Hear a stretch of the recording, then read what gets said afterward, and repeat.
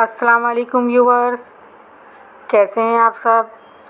उम्मीद है आप सब लोग खैरियत से होंगे। अल्हम्दुलिल्लाह मैं भी खैरियत से हूँ। व्यूवर्स, प्लीज़ मेरे चैनल को ज़्यादा से ज़्यादा लाइक कीजिए, शेयर कीजिए और लाल सब्सक्राइब का बटन ज़रूर दबाइए। आपके सब्सक्राइब करने से मेरा हौसला बढ़ जाएगा और मैं आपके लिए घरेलू नुस्खे लाती रहूँगी।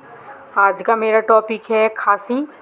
रात में खांसी से ज़्यादा परेशानी होती है, हमें पूरी रात खांसना पड़ता है जिससे हम ठीक से सो भी नहीं पाते हैं। इसके लिए हम एक पान के पत्ते में आधा चम्मच अजवाइन रखकर आहिस्ता आहिस्ता चबाएंगे और इसका रस चूस लेंगे, जिससे हमें काफ़ी फ़ायदा होगा।